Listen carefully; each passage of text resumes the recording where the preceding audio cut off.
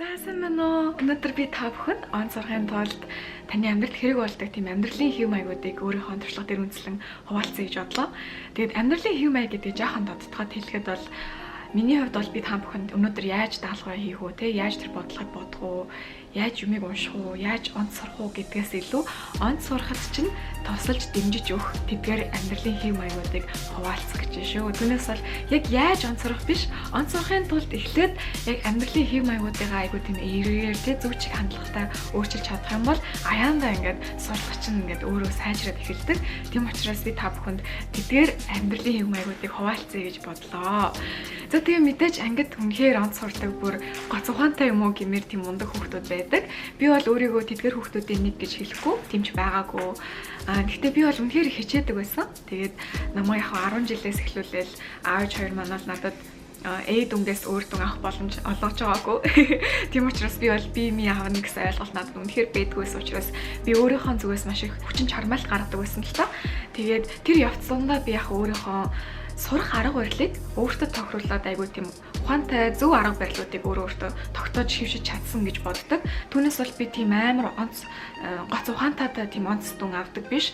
Үнэхээр мундаг хичээж чаддаг. Хичээхийнхаа хажуугаар өөртөө тохирсон тийм хэрэгтэй арга барилуудыг амьдралтаа хөвшүүлж чадсан учраас онц сурсан болов уу гэж боддгоо. За тэгээд өнөөдөр болохоор би та бүхэнд өөрийнхөө зүгээс 9 арга барилыг хуваалцах болно. Тэгээд эдгээр арга барилыг та заавалчгүй хичээлд гэхээсээ илүү те одоо ямарваа нэгэн чухал юмдаа хандах хандлага эдгээр арга барилыг өөрийнхөө амьдралд хэвшүүлж өөрчилж болно гэж би хэлмээр байна. Таны амьдралд ямар нөхцөл байдал тохирохоор байна тэр бүгдтэй хэвшүүлж сурах юм бол бас амьдрал чинь бас хэрэг болно гэж бодож байна. За тэгээд эхэлцгээе. Миний өгч байгаа эхний зөвлөгөө бол power napping хийж сураарай гэж хэлмээр байна. За power napping нь монголоор юу гэсэн үг юм бэ гэхээр маш богино хэмжээний унтлагын амралтыг хэлдэг. Удаан унтах юм бол сайхан унтаж амарна гэж ойлголттой байдаг. Яг хөө зөвлөлтөө. Гэтэ яг оюутан хүний хувьд бол миний бодлоор бол бараг ингээл амар удаан тий одоо 10-11 цаг унтахаас илүүтэйгээр богино хэмжээний ийм power nap-уудыг амьдралтаа ингээд хөвшүүлж унтлагын хэв маяг болгож чадах юм бол таны амьдралыг маш ирж хүчтэй болгодог. За миний хувьд бол би одоо дунджаар 2-3 хичээл авдаг өдөртдөө. Тэгээ тэр өдрийн 2-3 хичээлүүдээ би ерөнхийдөө аль болох эрт эхлүүлээд эрт дуусгах хичээдэг. Тэгэхээр хамгийн ихний хичээл хэд 8 юм уу 9 нь хамаагүй авчдаг. Тэгээд өдрийн 2-3 гэхэд миний хичээлүүд дуусчдаг. Тэгээ энэ дундаа би ингээ ядахтаа 1 юм уу 2 цагийн зайтай авахыг хичээдэг. Хүмүүс ингээ гар араас нь аваад хичээлээ хурдан дуусгаад өдрөө дуусгая гэж хичээдэг. Би бол яг тэдрийг ойлгож байна. Гэхдээ миний хувьд бол хичээл болгон дундаа ядахтаа нэг 2 цагийн зайтай авах юм бол маш гоё байдаг. Яагаад гэвэл би гэртээ ирээд унтдаг байхгүй юу. Тэг яг 2 цаг нь би унтна гэсэн юм биш. Би хичээлээ дуусаад шууд гэртээ ирээд үсчихвэл хөнгөн мэдчихэд шууд унтчихдаг. Тэгээд би унтахтаа ер нь бол нэг 20-30 минут, замын ихтэй нэг 40 минут унтаж амардаг. Тэгээ ингэж унтаж амарснараа босч ирээд дараачихаа зөвлөлтөд анхаарлаа хандуулж дараачихаа ямар нэг үйл явдал явахад бүр би чинь маш ирж хүчтэй айгүй гой сэрэг байдаг байхгүй юу? Яг анхандаа хэзүүлсэн л да би яг иймэрхүү унтлагын хэм маяг амьдралтаа хөвшүүлэхэд надад 2 бэрхшээлтэй би тулгарч ирсэн. Нэг нь болохоор 30 минутанда унтаж хандахгүй те дахиад бүр 1 цаг 2 цаг унтчих юм шиг. Эсвэл яг 30 минут унтна гэд өөртөө зорилт тавьсан мөртлөө баг ингээ шууд унтаж чадахгүй 15-20 минут ингээд хөргөөсөөр агаад унтах цаг маань зөвхөн 5-10 минут болсон ч яах шиг тиймэрхүү 2 төрлийн би бэрхшээлтэй тулгарч ирсэн. Гэхдээ явандаа хүн хичээсээр агаад яг сэрүүлгээ тавиад за яг 30 минут уу хичээгээд хичээх юм бол хүний бие өөрөө тасчтай юм байлээ. Тийм учраас хүний бие нь яг амраад тийм залхуу шинжэндээ ороогүй мөртлөө хүний тарих аягүй гой сэрэг болсон байдаг шүү. За ингээд миний 2 дахь өгч байгаа зөвлөгөө болохоор та хэрвээ ядраад нойрмог байгаад байвал битгий ядраад нойрмог байгаад ээ. За энийг би яг юу гэсэн үг нь одоо тайлбарлая. Бид бүгд ингээд хаяа ингээд хичээлдээ очиход ядарсан ачаал ихтэй байгаа үед хичээл дээр яалтчгүй ингээд нойр хүрээд ившээгээд ингээд дуг хийх гэдэг те. Яг ингээд нойр хүрээд ингээд дуг хийгээд нүд анилтаад байгаа мөчөд шууд босоод тэр ангиас гар төвд усаар нүрээ угаад юм уу? Эсвэл сургуулаараа нэг тойрж алхах тийм үү? Гадаагаараа цэвэр агаар амьсгал тийм үү? Ямар нэг юм хий. Тэр нойр чи яг тэрхэн үед ингээд өөр юм руу анхаарал хандуулад ямар нэгэн тийм сэргээж өгөх юм хийчих юм бол тэр нойр чи алуу болчдөг байхгүй. Тэр хичээлийг бүгдийг ингээд тэр алтан цагийг нойрондоо захирагдаад алдах хүртэл тийм хүчтэй нойр биш байдаг байхгүй. Айгүй тийм яг тэрхэн хугацаанд л ингээд нойр хүрсэн тийм сонин мэдрэмж байдаг. Тэрийг та бүхэн яг ингээд хичээл дээр ингээд багш руугаа хараа сууж нойр хүрээд эхлэв. Шууд гараад 5 минут гараад ямар нэгэн сэргийхэр зүйл хийгээд буцаж орж ирээд тэр одоо үлдсэн цаг хугацааг өөртөө хэрэгтэй байдлаар ашиглаж амьдралдаа хэрэг болох гэж хэлмээр байна. Тэгэхгүй маш олон хүмүүсийн гаргадаг алдаа нь яг ингээд ядарсан үедээ ямар уйтгартай юм бэ, миний нойр хүрээлээ гэж тэгээд бүх сайхан тий цаг хагасын хичээлийг тэр сайхан профессорын ярьж байгаа сайхан мэдээллийг нойр нь хурж ингээд нойр нь басараагаад алддаг байхгүй юу. Тэгэхгүй битэн нойрондоо захирагдаж тэр алтан мөчийг сурах боломжийг алдаарай гэж хүсэж байна. Та бүхэн яг тэр үед таслан зогсоогоод гараад ямар нэгэн байдлаар өөрийгөө сэргийчээд буцаад ороход ирэх юм бол тэрний орчин байхгүй болсон байдаг шүү. За ингээд миний өгч байгаа 3 дахь зөвлөгөө болохоор та бүхэн бүх хичээлдээ очиж сууж байгаарай гэж би хэлмээр байна. Тэгээд энэ зөвлөгөө бол ер нь оюутнуудад үнэхээр их хэрэгтэй. Яагаад гэвэл курс дэвшлэх тусам хичээл маш их хүндэрдэг. Тэгээд ингэж хүндрэх явцад бол тэр ангид байдаг тэр гоц ухаантай хүүхдүүд хүртэл айгүй чардаж эхэлдэг л те. Тэгээд хүүхдүүдийн одоо түгээмэл гаргадаг алдаа нь юу вэ гэхээр ихэнхдээ ингээд хэцүү юм байна гэх те. Эхлээл жоохон ойлгож эхлэхгүй болоод тэнгуутаа ойлгож чадахгүй байгаа болохоор гэрийн даалгавар бие даалтууд дээр жоохон чартааж эхлээд хийж чадахгүй болоод тэгээд тэднийг хийгээгүй болохоор ангидаа очих дур хүсэл нь улам багасаад өөртөө итгэлгүй болоод хичээлээ таслах айгүй хандлагатай байдаг. Тэгээд яагаад тасалт юм бэ гэхээр айгүй бол нэг бол чаддгүй, дурггүй, эсвэл профессор нутгартай янз бүрийн тийм шалтгаан өөртөө гаргаж эхэлдэг л те. Тэгээд айгүй тийм хичээлээсээ хүндэрч эхэлдэг. Тэгээд тэр хүүхдийн хэрвээ анх одоо тэр хичээлийг авч явахдаа хаста ийм лаглаг ийм сайхан мундаг зүйлүүдийг би сурна те. Энэ багш ийм мундаг юм байна. Энэ багшаас ийм зүйлүүдийг би сурна гэсэн тийм одоо мундаг зорилготой орж ирсэн хүүхэд яг ингээд хичээл нь хүндэрч эхлэхэд тэр хүүхдийн зорилго бүр үнэхээр өчөөхөн болж ирдэг. Тэр нь юу вэ гэхээр зүгээр л 5 хоног нөгөө л дуусаал тэр хичээлийг дуусгая гэсэн тийм одоо харамсалтай зорилготой орж эхэлдэг. Тэгээ энэн дээр би яг та бүхнийг одоо хичээгээд те даалгавраа сайн хийгээд бүгдийг нь ойлгоод аав гэж би та нарт зөвлөхгүй. Яг гэвэл хүн болгоны сурах өнцөг өөр, сурах арга барил өөр, бас хүн болгоны дүнгийн зорилт өөр байдаг. Яг энэ асуудал дээр би та бүхэнд өгөх зөвлөгөө юу вэ гэхээр зүгээр л чадахгүй ч байсан, ойлгохгүй ч байсан хичээлээ битээ таслаарай. Хичээл болгон, лекц болгон дээр очиод сууж ий. Суух болгондоо та ингээд би чадахгүй, би ойлгохгүй юм чинь ингээд залхуураад утсан оролдоод ч юм уу, компьютер оролдоод эсвэл тарих ухаан бодол чинь шал өөр газар битээ мессеж яваастай гэж би хүсэж байна. Яг тэр үед очиод өмнөх лекцээ ойлгоогүйсэн ч гэсэн, өчигдрийн даалгаврыг хийж чадаагүйсэн ч гэсэн яг тэнцээ суугаад зүрх сэтгэлээ 100% яг тэр цаг үед зориулаад зүгээр л тэр профессор яг тэр мөчөд танд яг юу заах гэдэг юм те, яг юу ойлгуулах гэдэг юм. Тэрийг л ойлгож авахыг хичээж. Тэгэх юм бол та 1000 ойлгохгүй, 1000 даалгаврыг хийж чадахгүйсэн ч гэсэн та тэр лекцээс ямарваа нэг юм сурч чадна гэсэн үг. Тэр л хамгийн чухалхгүй эцэст. Тэгээд ихэнх хүүхдүүд ингээд хичээлээ таслаад хичээлдээ очихгүй болчдаг тий. Тэр хүүхдүүд яг ингээд нэг юм урсгалаар л явж байдаг. Эсвэргээрээ хичээл хийдэг биш за чадахгүй гэж бодъё л тоо. Гэхдээ лекцэндээ очиж суугаад яг ингээд ятгатай нэг юм сонсож сураад очиод яваад байгаа хүүхдүүд ингээд жоохноор ингээд дээшлээд байдаг байхгүй юу? Тэгэхээр ингээд би яг хаяа зарим хичээлүүд дээр тэр хүүхдүүдийн нэг нь болдог л тоо. Заримдаа ингээл одоо би санхүүгээр сурдаг болохоор санхүүгийн хичээлүүд үнэхээр хүндэрч эхэлдэг. Хаяа бүр би одоо статистик одоо математик сураад байгаа мó гэтэл бүр ингээд амар хүндэрч эхэлдэг. Тэр үед бол би ингээд тэр профессорын яг хэлэх гээд байгаа гол санаа нь юу юм те.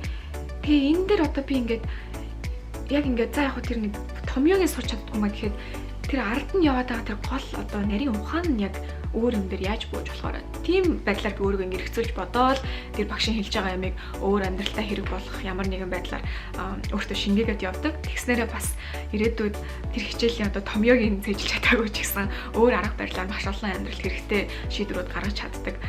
Гаргасан тохиолдлууд маш их байдаг.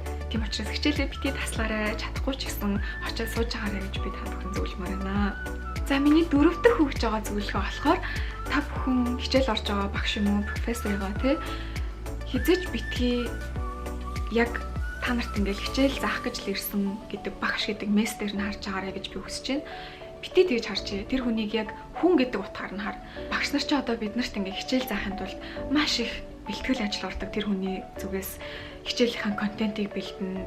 Зүгээр нэг контент бэлдээд гаргачихгүй одоо энэ сэдвийн хүрээнд яаж энэ хүүхдүүдэд юм сурах вэ те энэ бүхэл бүтэн семестрийг тэр бүхэн бидний төлөө ингээд төлөвлөсөн байдаг маш их нарийн ухаан ур чадвар гарсан байдаг л та. Тэгээд 2 цаг хүний урд ингээд юм яриад те тэр хүүхдүүдийн анхаарлыг сарниулахгүй хүн шиг тэр хүүхдүүдэд ингээд хүртээлтэй амьдралд нь хэрэг болохоор юм орё гэд одоо яха муу заадаг багш нар байдаг л та. Гэтэ тэр хүн өөрийгөө муу заадаг гэж мэдэхгүй шүү дээ. Тэр хүн өөрсдөө та бүхний төлөө ингээд ирээд та бүхэн нэг юм заачил, та бүхний амьдралд нэг ямар нэгэн байдлаар хэрэг болчих гэсэн үднээс л ирж та бүхний урд хичээл орж байгаа. Тэгэхэд бид нар 2 цаг хүний урд ингээ юм ярих байтугай тий. Нэг ч суухгүй, усуухчгүй хүний урд юм ярих байтугай бид бүгд нэг 5 минутын презентацийн бэлдээд гарч ирээ ярихад бид нар яаж сандарч ямар хэцүү болдог үлээ тий. Тэгж яхад чинь өөдөөс чинь сонсож байгаа хүмүүс чинь таныг сонсохгүй уцаа оролдоод компьютер оролдоод богц ажиллаад өөр тийшээ хараад тий эсвэл унтаад байвал ямар муухай сэтгэл төрдөг үлээ тийм биз дээ. Та бүхэн ингээд 5 минутын презентацийн бэлдээд ангийнхаа урд гараа ярихад анги чинь бүх хүүхд таныг сонсч ивэл танд маш тийм сайхан мэдрэмж төрдөг. 5 минут презентацийн тавихад нэг найз чи уцаа оролдоод ч юм уу нэг найз чи 0 ороход гараад явхад жоохон эвгүй мэдрэмж төрдөг. Тэ яана би ингээд буруу юм ярьсан юм болов уу? Яна би жоо уйдгартай байгаа юм болов уу? Миний ярьж байгаа юм эдгээр таалагдахгүй байгаа юм болов уу гэх мэт ингээ өөртөө итгэлгүй бас багахан хэмжээний тийм анзаргалгүй мэдрэмж та бүхэн мэдрэгдэг шүү дээ. Тийм учраас та нар хичээл орж байгаа багш профессор ер нь ямар нэгэн лекц, ивентэд очиход тэр урд гараад ярьж байгаа хүнийг энэ зүгээр юм ярих гэж ирсэн биш, зүгээр тэр хүний хүн гэдэг утгаар нь харж хүндэлж хайрлаарай гэж би хүсэж байна. Одоо багшаа та бүхэн ингэж хүндэлж хайрлж хүн гэдэг утгаар нь харж эхлэх юм бол аяанда тэр хичээл гаргах хандлага, арга барил, зүтгэл цаанаасаа өөрчлөгдөв, цаанаасаа эрэг гоё болоод ирдэг. Тийм учраас эхлээд яг ингээд юмыг харах хандлага өөрчлөх хэрэгтэй. Тэгжээч та бүхэн онцлог авъя. Сэтгэлдээ хандл сурыг гэх мэт тэр зүйлүүд араас нь орж ирд юм шүү гэж хэлмээр байна. За ингээ миний өгч байгаа 5 дахь зөвлөгөө болохоор тэр нэг асуулт асуухаасаа бити зайлсхий, бити гэж хэлмээр байна. За энэ зөвлөгөө бол нэлээд энгийн сонсгож байгаа ч гэсэн маш олон хүмүүст бэрхшээлтэй байдаг л та. Яагаад гэвэл би ингээл тэнэг асуулт асууж байгаа юм болов уу? Би ангидаа тэнэг харагдах юм болов уу? Манай багш намайг амар сони юм асууд ингэж бодох юм болов уу гэх мэт маш олон тийм айцтай хүн тулгардаг яг асуулт асуухтаа. Тэгээд би энэ дээр яг юу шилмээр байгаа гэхээр тэнэг асуулт гэж байдгүй маа. Хэрвээ таны толгойд тэр асуулт эргэлзээ төрүүлж орж ирж байгаа бол тэр маш олон хүүхдүүдэд тэр анги танхимд байгаа хүүхдүүд чинь яг адилхан эргэлзээтэй байгаа гэсэн.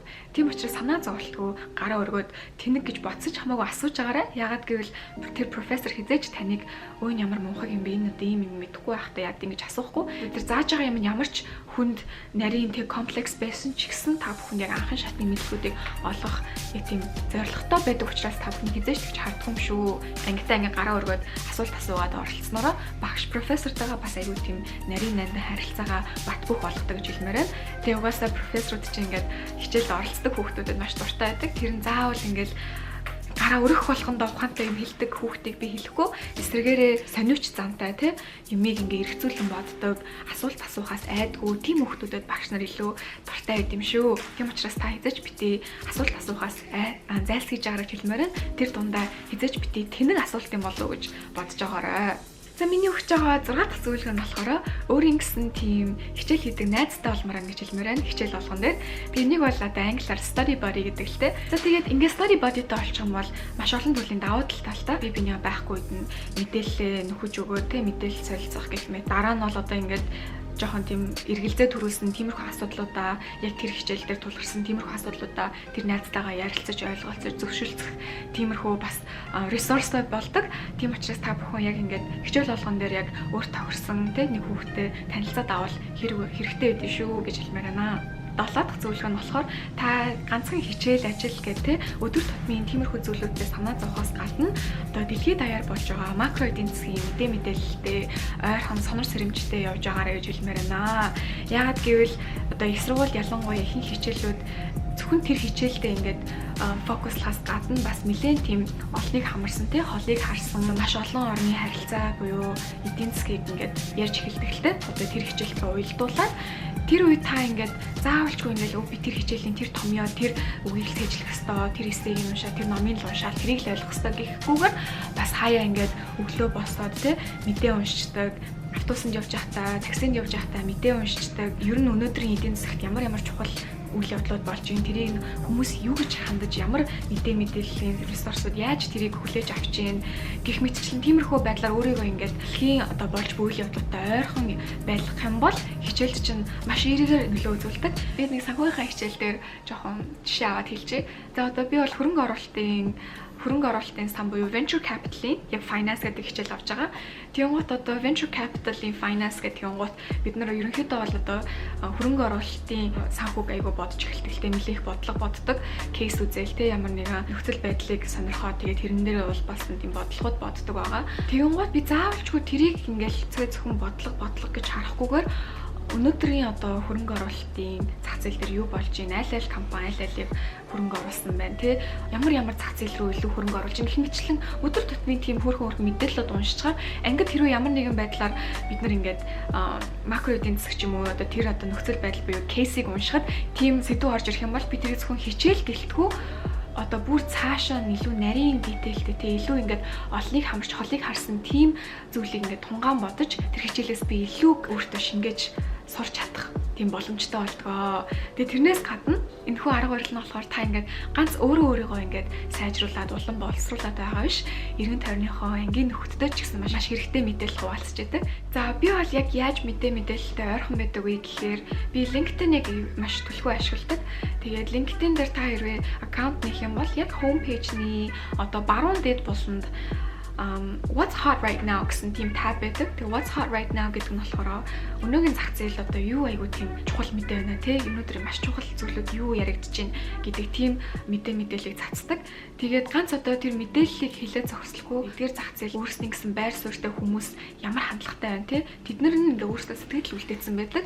Тэнгуут ингээд ганц мэдээлэл уншаад тэрийг та ингээд өөрийнхоороо ч юм эсвэл тэр мэдээллийн хэрэгслийг дамжуулж байгаа хүмүүсийн гаргаж байгаа байр суурийг ойлгохоос илүүтэйгээр за энэ хүн бас ингэж ярьсан байна.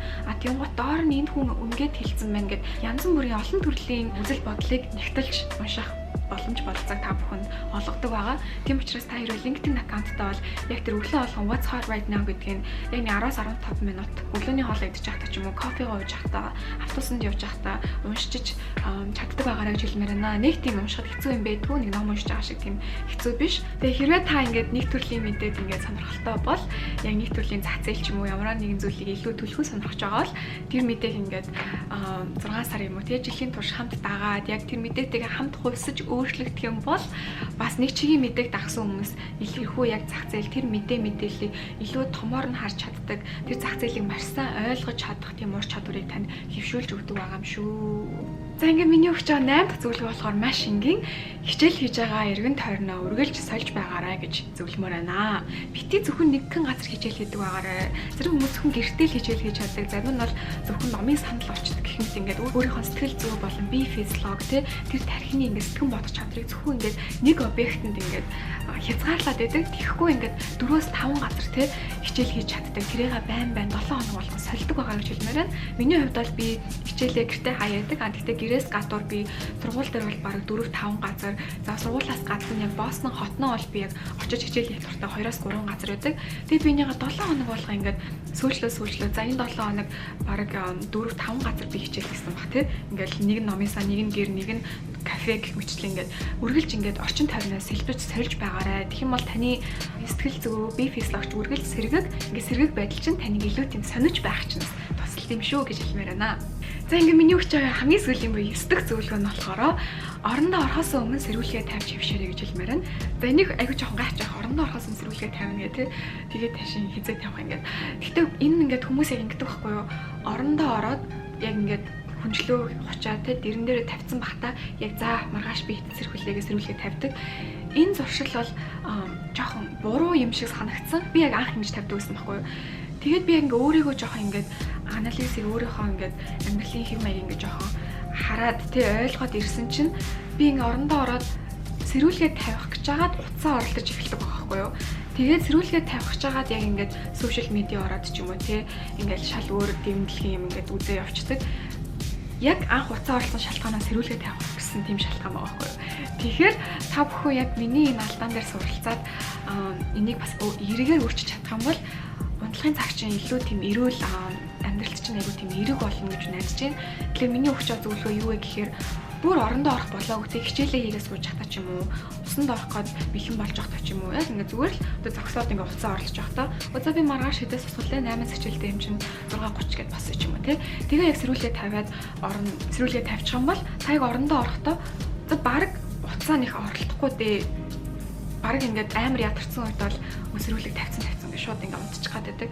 Тэгэхгүй амар ядарсан үедээ ч гэсэн сэрүүлгээ тавина гэж утсаа оролдож эхлээд яг өөртөө тэр өөр юм руу очиж үзэж тэ сошиал медиа орж ингээд цаг алдах уцаа майжих гэдэг чинь тэр уцаа майжих боломж өөртөө олгочихж байгаа. Тэр үүд хаалгыг нээчихэж байгаа байхгүй юу? Тэгэхгүй тэр үүд хаалгыг хаахгүй өөртөө боломж олохгүй би сэрүүлгээ тавьсан юм чинь шууд ороод унтна гэж тийм гоё өөрийнхөө амьдрал тийм эерэг унтлахын хэм маягийг үсгэж хөвшүүлээрэй гэж зөвлөж байна.